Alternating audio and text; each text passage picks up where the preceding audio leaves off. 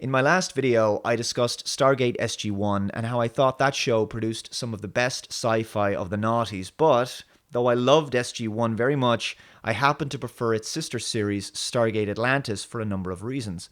It's probably unfair to compare the two shows directly, as SG-1's run was twice as long as Atlantis, SG-1 doing 10 seasons, Atlantis just 5. But I actually happen to think this helped Atlantis quite a bit, kind of quality over quantity, if you like. Firstly, SG-1 had the unenviable task of establishing all of the rules and mythology of the Stargate television franchise, so it took a few years to set everything up. Atlantis had the benefit of going second and was able to build upon SG-1's work quite well. In short, it hit the ground running and could just focus on developing its own tone, themes, and identity. Outwardly, it retains the same basic template and format as SG-1. It's a TV show about a military expedition that uses a Stargate to travel across the galaxy. But Atlantis was a tighter show in terms of overall quality because it didn't run for too long. I also appreciated how it was a slightly darker series, with the Wraith providing more of a horror element than the Goa'uld. The series follows on from SG-1's 7th season finale and the 8th season premiere.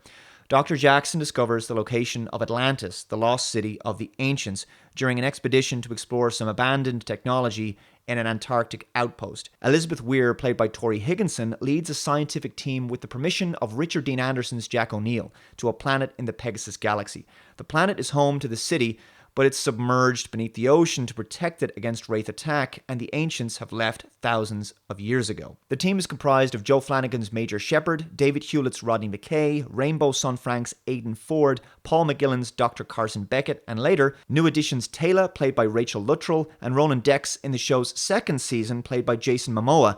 He would replace Ford as a series regular. Later in the series, Jewel State plays Dr. Keller and replaces Beckett. The expedition lead changes several times from Weir to Amanda Tapping's Samantha Carter from SG-1 by the 4th season. And then in the final season, Richard Woolsey of the IOA takes over, played by, of course, Robert Picardo.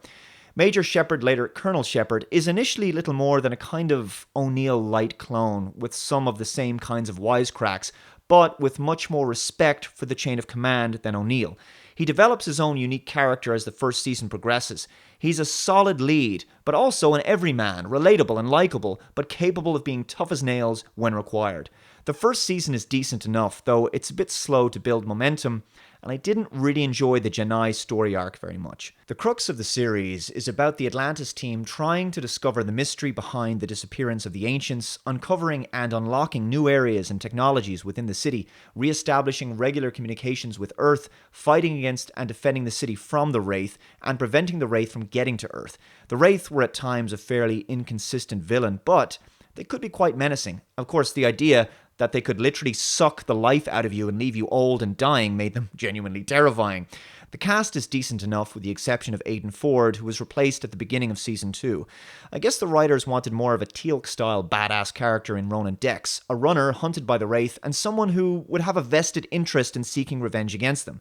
It was also awesome to have Ronan and Teal'c finally square off against each other in Season 4. Also, Weir was generally someone I didn't care for all that much. Higginson does a good job with her, but Weir is just a little bit too Janeway-ish for me, but with less convincing authority.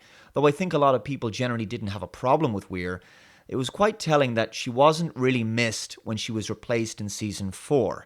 Carter was a very good team leader for the 4th season, and I was sad to see her go, but very pleased with Richard Woolsey taking over.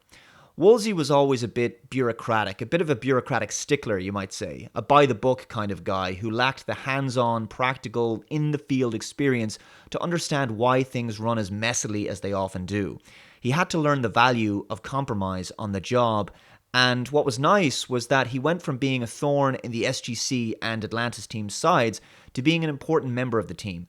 You began to understand his position more, but he also learned to be more pragmatic and forgiving of the errors of the Atlantis expedition. Without doubt, the strongest component of the show was the character of Rodney Mckay.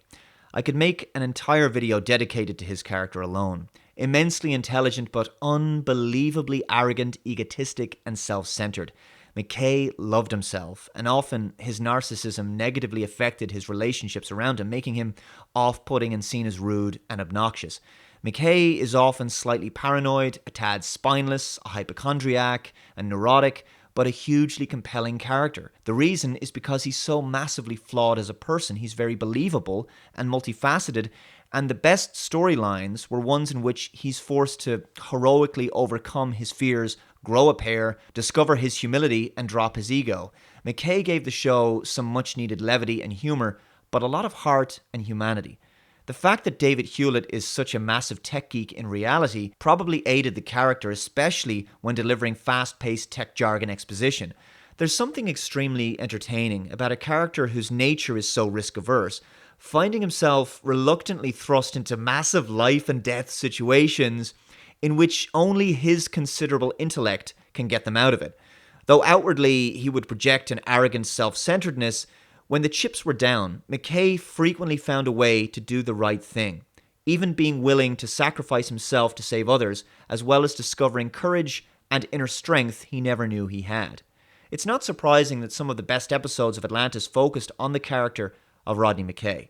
The second season episode, Grace Under Pressure, sees Rodney stranded in the ocean in a puddle jumper with Captain Hugh Griffin. Griffin sacrifices himself to save Rodney, to give him a chance to survive in the rear compartment of the jumper. Rodney's mind hallucinates about Samantha Carter in order to give himself the strength to carry on.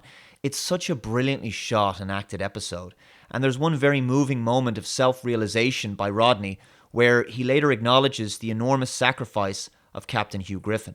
Season 3's Tower of Rodney is another excellent story in which Rodney is enhanced by an ancient device and becomes basically superhuman, but it comes at a cost. He will soon have to ascend and say goodbye to his friends. Again, Rodney is forced to acknowledge how much he truly cares for his surrogate Atlantis family, and my favourite moment is when he reconciles with the man he's put down and criticised more than anyone, Radek Zelenka. Radek,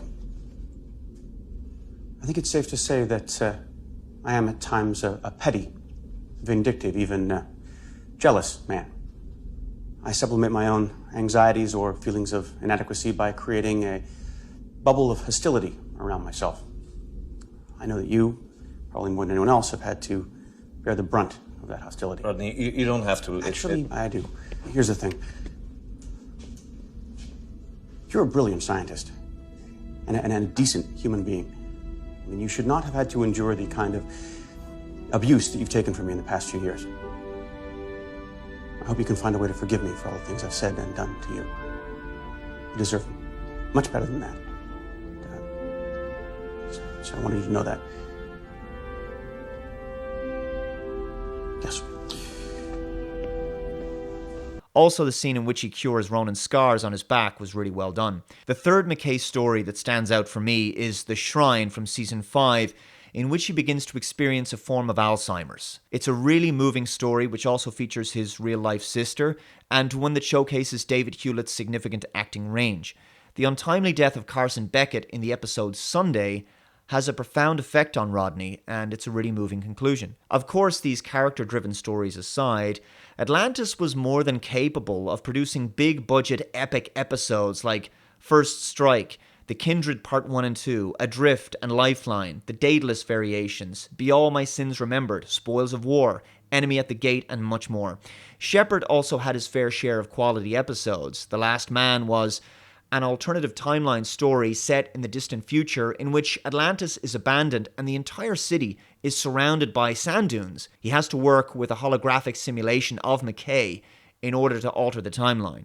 The penultimate episode was another alternate timeline story, this time set in the present day in Las Vegas. Sheppard is a detective and Richard Woolsey is an FBI agent. They find themselves investigating a series of murders in Las Vegas that appear to be committed by a wraith. The episode is a format breaker inspired by the visual stylings of CSI, but it does tie into the overall wraith story arc and sets up the series finale. It's a very special episode and presents a kind of road not taken for the character of Sheppard if he hadn't fulfilled his true potential, while still offering a chance at redemption. The series finale, Enemy at the Gate, is a solid send-off for the show, bringing Atlantis all the way back to Earth and offering decent resolutions for all of the main characters, although I think the whole gate drive solution was a tad deus ex machina. Atlantis is a very underrated series and perhaps overshadowed by its more illustrious predecessor.